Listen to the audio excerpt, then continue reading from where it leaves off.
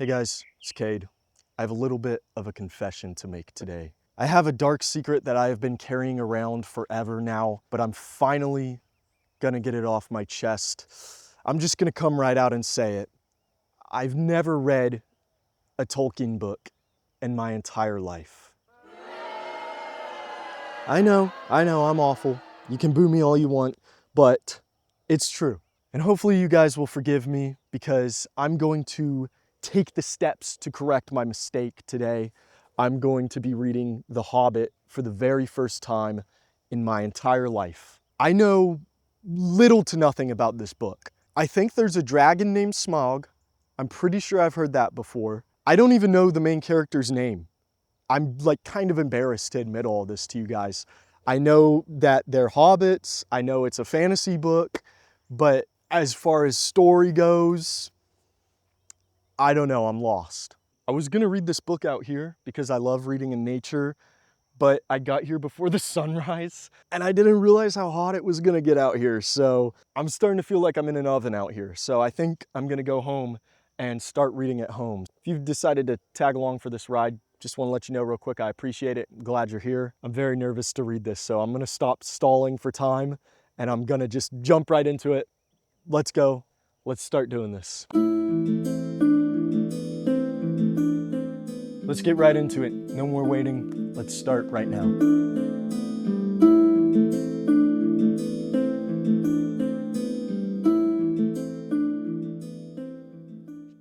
First chapter, done. All right, first fantasy book that I've ever really read. What am I thinking so far?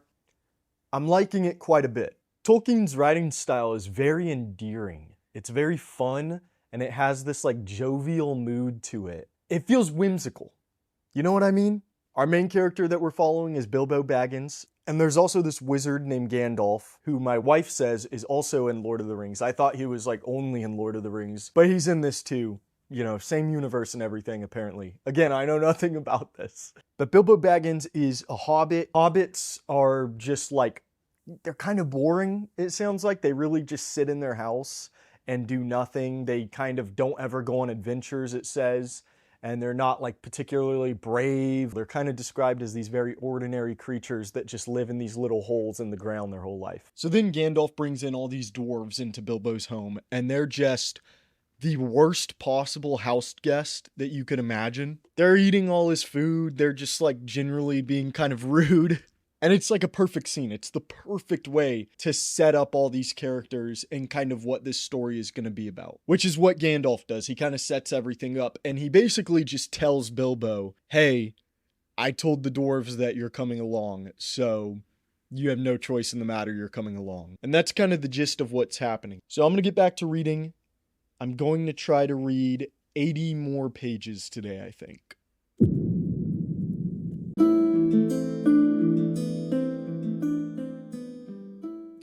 I am a complete and utter failure. I did not read anything else yesterday, so we're going to try to get through quite a bit of it today. I'm on page 30 right now, so not too bad, but I could definitely read more. So I think we're going to aim for probably around 100, 120 pages today. We're going to set that bar really high, and we're going to see if I can hit it.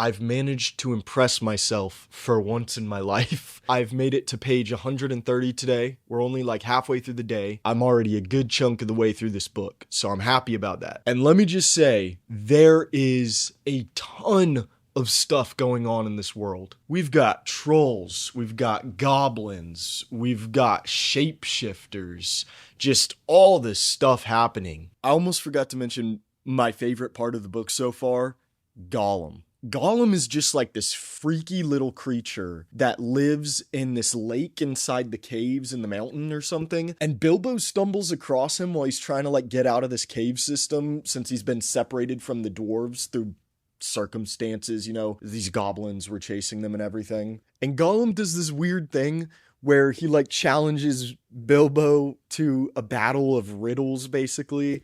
It's like a rap battle, but with riddles. And it's very fun.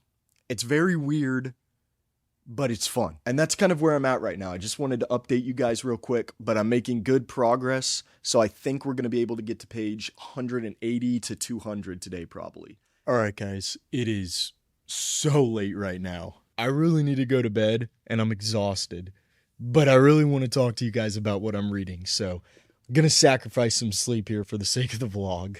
Does this look creepy to be recording with my phone flashlight being the only thing that's lighting me? I can just turn on the light. I don't know what I'm doing. So Smaug just got killed, and what the heck is that? This whole book feels like it's been building up to like this epic fight between our heroes, Bilbo and the dwarves, and maybe Gandalf. And then Smaug just goes off to this village like down kind of near the mountain, gets shot by an arrow and dies. It just feels incredibly anticlimactic. I get like why Smaug got defeated so quick and everything. He had that weak point and everything. He's been just sitting in his mountain on top of his treasure for like years and years. I just wanted more.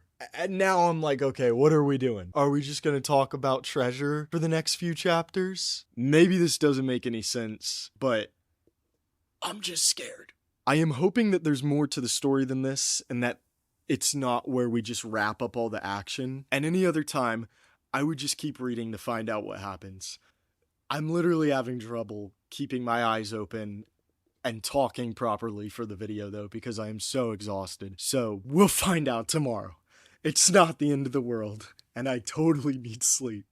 So I'll see you guys tomorrow for the last day of reading The Hobbit. All right, guys, we are officially done with The Hobbit. I am ecstatic to report that Smaug dying was not the end of the action. And what happened, I had no idea it was going to happen. I didn't see it coming at all. After Smaug dies and our group thinks, oh, it's like over, we got our treasure, Gandalf comes back and is like, guys, there's an army of wolves and goblins that are just going to come and kill us all. And I wish that I had been recording my reaction during this part. I was at school reading it, so I didn't have my camera out, but I was kind of freaking out a little. I was like, yes. It was just something that caught me totally off guard. Maybe it's just because I'm stupid. Before I forget, let me tell you guys about my favorite character in the whole book. His name is Bombur, and he's a dwarf, but he's very rotund. Let's just say. So Bombur is this fat dwarf, and objectively, every section of this book with him in it is very funny. But I think my favorite part, and this might just be my favorite part in the whole book, period, is when our group is trying to pull this boat across a river and Bombur falls in and drowns, is what we think. It kind of seems like he's dead, but really he's just like kind of in a coma. So our group carries him along and eventually they get lost in the woods and they're kind of starving to death. They have no food. They don't know how they're going to get out of the woods. And during this period of crisis, Bombur wakes up, and when he hears that there's no food, he lets out an anguished cry and is like, it would have been better if I had just died. I don't know if everyone loves Bombur as much as I do. I hope I'm not alone in this. Let's get a Bombur fan club going or something. But overall, what did I think of The Hobbit? And would I say I'm more open to reading fantasy now? Well, I really did enjoy The Hobbit. I had a lot of fun reading it. It feels very quaint to me. I don't really know how to explain it too well.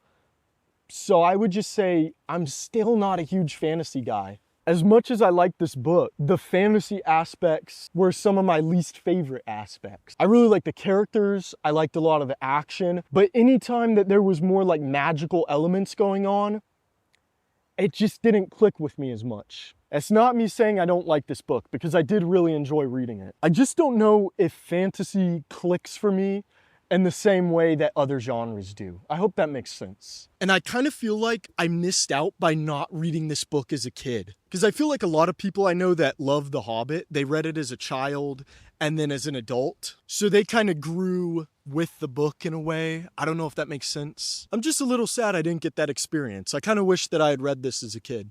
If I had to give a ranking of The Hobbit, I would say, for me, it's an 8 out of 10. For me, that's a good rating. I hope that's not controversial, because I feel like I have already given way too many controversial takes on this channel. I am starting to cook out here in the sun, guys. So I'm gonna go home, put The Hobbit back on the shelf where it belongs, and get into reading some new books. So if you tagged along this far in the video, just want to let you know I really appreciate it. Hope you enjoyed it enough that you'll subscribe and stick around so you could see everything that I'm putting out. But tell me your thoughts on The Hobbit down below, whether you love it or you hate it. I mean, if you're watching a video of a guy talking about it on YouTube, I'm sure you probably love the book. So let me know what makes The Hobbit so special to you. I love hearing what people think about books that I've read. But that's the end of our adventure for now, so I will see you guys later.